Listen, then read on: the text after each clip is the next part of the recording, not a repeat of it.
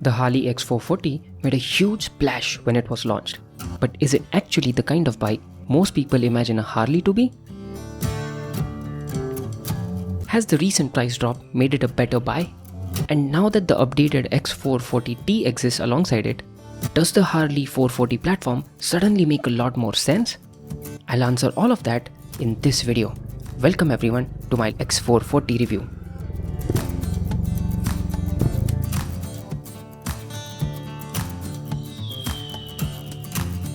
The first thing you notice with the X440 isn't the speed, performance, or even the looks, but rather the feel. There is a very distinct charm in the way the engine responds at low speeds. It has this mechanical, slightly old school thump, but with a smoothness that keeps it from ever feeling crude. Unlike the RE350 singles, this engine actually has a nice, clean, linear shove right from the low RPM, and the sound adds a big part to the experience. Leaving the throttle to downshift also sounds really nice. If there's one thing this bike gets absolutely right, it's the sense of relaxed character. It doesn't announce it's a Harley in a traditional V-twin sense, but it definitely has a personality of its own. It's a nice, thumpy single.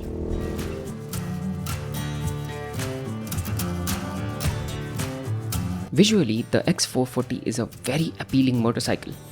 Harley hasn't really nailed every detail. The wiring and some panel finishing could be a bit better, but overall it still comes across as premium. The alloy design looks rich, the matte colors suit the bike really well, and the general stance gives it a presence without making it look bulky. Even the LED lighting has impressive attention to detail, with Harley logo inside the indicators and Harley Davidson subtly written inside the TRL strip. The real surprise though is the TFT.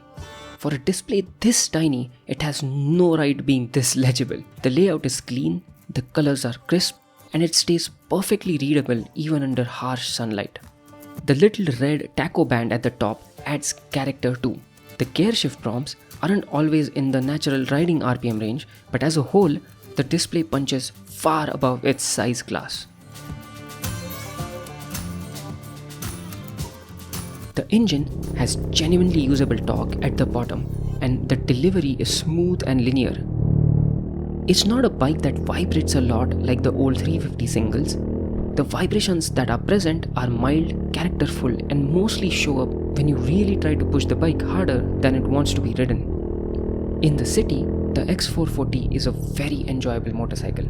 Throttle response is friendly, the gearing is well done, and the low-end torque makes it easy to go through the traffic. Heat management is also surprisingly reasonable, no worse than any other bike in this class.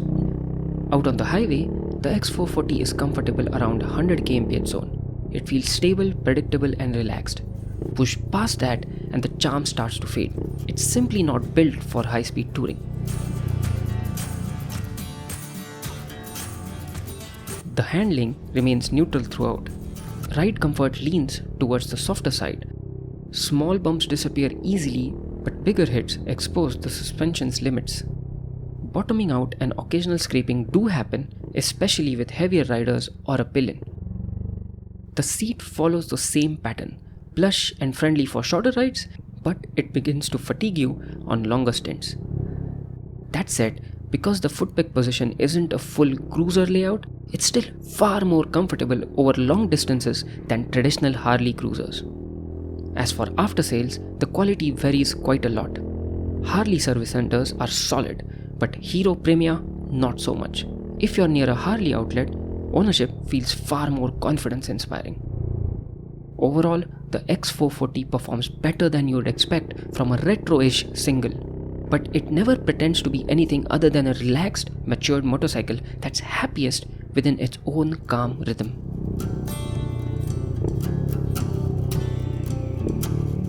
Harley recently dropped the X440's price by around 25k and has introduced the X440T, which essentially takes the old top-end price point and adds more to it. The T version brings visual updates, a revised subframe, ride-by-wire, riding modes and traction control. Basically, more polish and more tech at almost the same premium price the old X440S model once held. I feel it's a smart move overall. The only miss here is a lack of cruise control. With ride-by-wire already in place and given the bike's relaxed touring nature, cruise control would have made perfect sense.